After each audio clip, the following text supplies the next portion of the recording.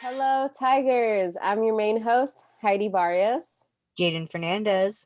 And I'm Khrislenn Garino. And welcome to this week's episode on relationships, the second and final installment of What is Love? Woo! Yeah! The first topic we'll be talking about is toxic relationships. Boo! Very bad. Just no. According to Time.com, Dr. Lillian Glass, a California-based communication and psychology expert, says she coined the term in her 1995 book, Toxic People. She also defines a toxic relationship as any relationship between people who don't support each other, where there's conflict and one seeks to undermine the other, where there's competition, where there's disrespect, and a lack of cohesiveness. Some signs of toxic relationships or red flags is people who constantly undermine or cause harm to a partner, whether it's intentional or not, persistent unhappiness, shifts in your mental health and or personality. It could range from developing an eating disorder to feeling nervous or uncomfortable, concern from family and friends, and, FYI, the person who is causing the harm often has a reason for their behavior, although it's not justified. It could be due to being in a previous toxic relationship. They could have been bullied previously. They could be suffering from an undiagnosed health disorder, or it could be, any other form of trauma. And another version or kind of sign of toxic relationship is gaslighting. According to the National Domestic Violence Hotline, gaslighting comes from the 1938 stage play Gaslight, in which a husband attempts to drive his wife crazy by dimming the lights, which were powered by gas in the time, in their home. And then he denies that the light changed when his wife points it out. It is an extremely effective form of emotional abuse that causes the victim to question their own feelings, instincts, and sanity, which gives the abusive partner a lot of power. Once an abusive partner has broken down the victim's ability to trust their own perceptions, the victim is more likely to stay in the abusive relationship. Now, here are some techniques that, gaslighters or just abusive people in general may use.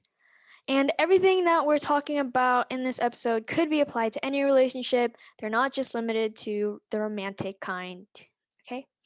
So, the first one is withholding. The abusive partner pretends not to understand or refuses to listen to the victim. For example, quote, "I don't want to hear this again. You're trying to confuse me." End quote. Second is countering. The abusive partner questions the victim's memory of events, even when the victim remembers them pretty accurately. For example, quote, "You're wrong. You never remember things correctly." End quote. Third is blocking or diverting, in which the abusive partner will change the subject or they might question the victim's thoughts. For example, quote, "Is that another crazy idea you got from a friend or family member?" Or, "You're imagining things." End quote. Fourth is trivializing. The abusive partner will make the victim's need or feelings seem unimportant and invalidate however it is they're feeling. For example, quote, "You're going to get angry over a little thing like that," or "You're too sensitive." End quote. Last technique and example, we have forgetting or being in denial. The abusive partner will pretend to have forgotten what actually occurred or denies things like promises they made to the victim. Quote, "I don't know what you're talking about," or "You're just making stuff up." End quote. Gaslighting typically happens very gradually in a relationship.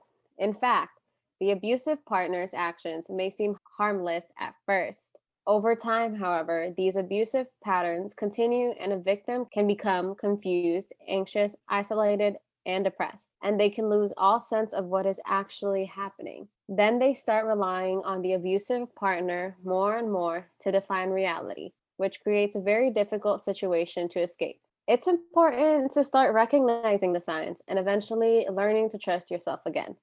According to author and psychoanalyst Robert Stern, the signs of being a victim of gaslighting include: you constantly second yourself. You ask yourself, am I too sensitive? Multiple times a day. You often feel confused and even crazy. You're always apologizing to your partner. And you can't understand, with so many apparently good things in your life, you aren't happier. And continuing on, you either frequently make excuses for your partner's behavior to friends and family. You find yourself withholding information from friends and family so you don't have to explain or make excuses. You know something is terribly wrong, but you can never quite express what it is, even to yourself.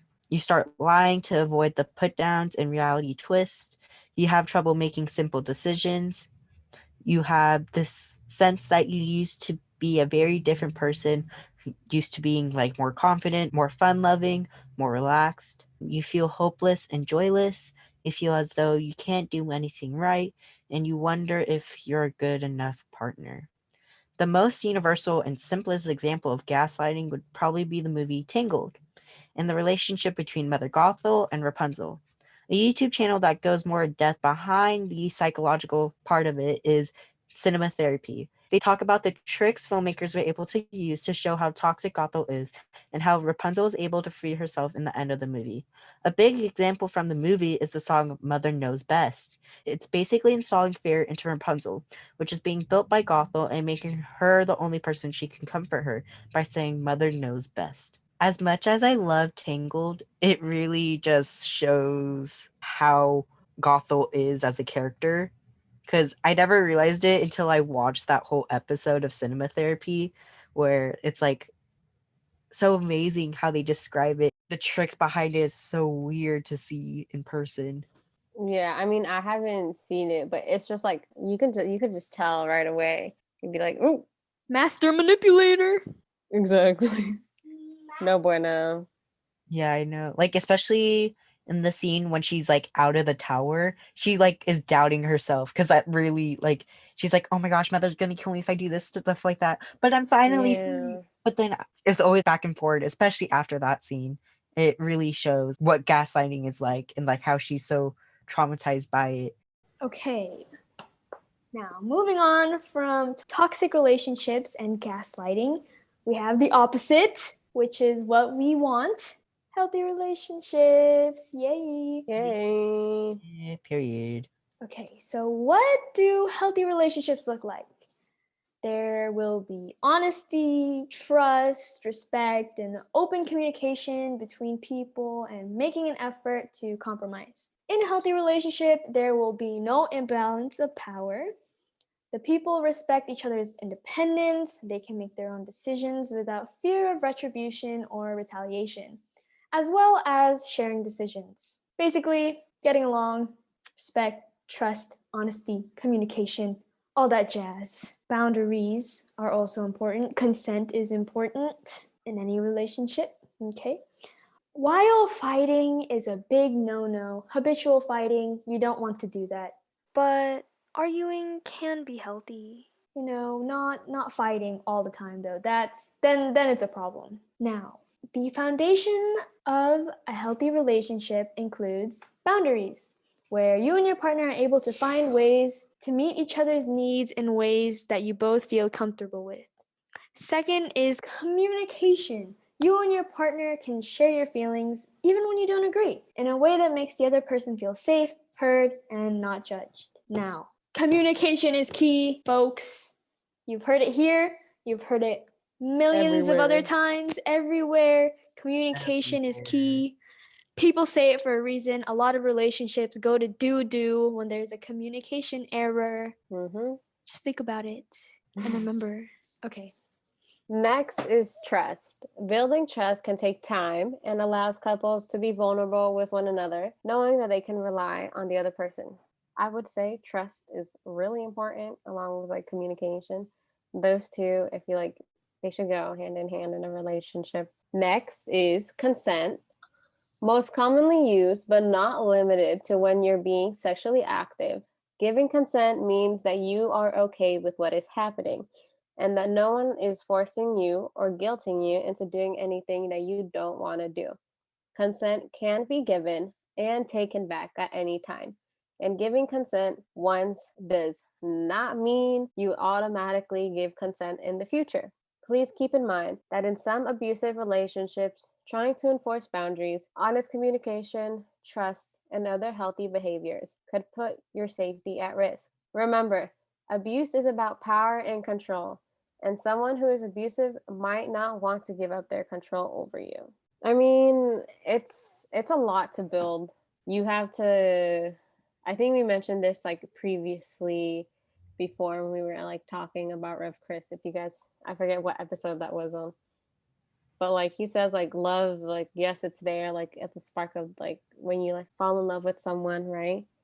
It's there, but it's not gonna be all like, rainbows and unicorns all the time. You have to build to it. And like this with communication and trust, you have to build little by little, steps by steps. But you have to maintain those. It's all easier said than done. I mean, that's with a 100%. lot of things, but it also depends on the people. I mean, everything, it all depends. It really does just depends. Yeah, some people may be better at communicating, other people are better at this, people are better at that. And a thing that should be emphasized a lot more is like compromise. Compromise is a big deal. I don't hear people talking about that too often, but it's definitely really relevant. I think that's a good point actually. That's also like another foundation of a healthy relationship is that you're able with your partner to kind of meet in that middle, right? To like you said, compromise, to be like, oh, I want to go to this place, but I want to go to the other place, and like something like that. I just automatically thought of like food when it comes. I don't know. I don't like compromise of like, oh, because like I know how indecisive I am. Yeah.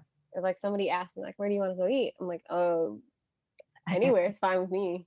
Yeah, I felt that. If someone asked me, I'm like, I could care less, but I do care what it is, though. Exactly. I don't know, but I feel like in the time of COVID, a lot of people are like on online relationships or either having long distance relationships, and basically, I feel like there's more effort compared to like a relationship that is in person with having you're gonna have to have or like you're gonna want to have more trust, more communication, you're respecting each other's boundaries even more in order to just like keep it healthy and like you kind of have to like double up on everything.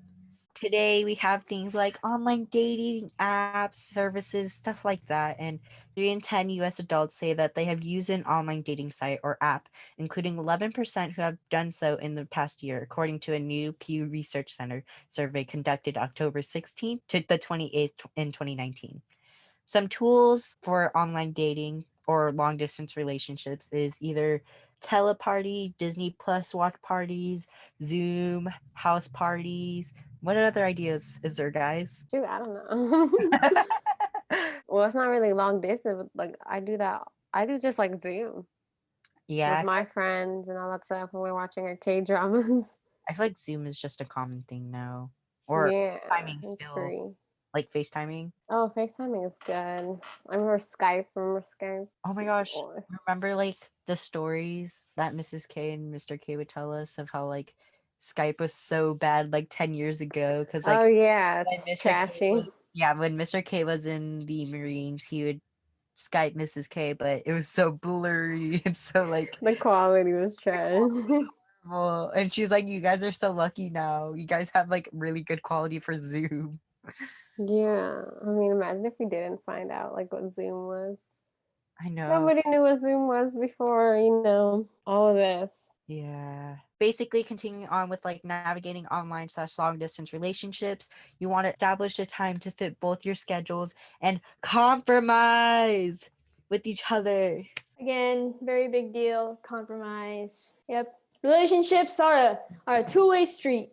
Jealousy is a disease. That's all you need to know. Jealousy is a disease. You need to trust one another, be honest, blah, blah, blah. That's all you need to know. I think jealousy is a disease in a relationship, but I feel like jealousy in other ways is kind of hard. What do you mean by like hard? Another. like jealousy of like, okay, I don't think it's jealousy. Envy. Envy.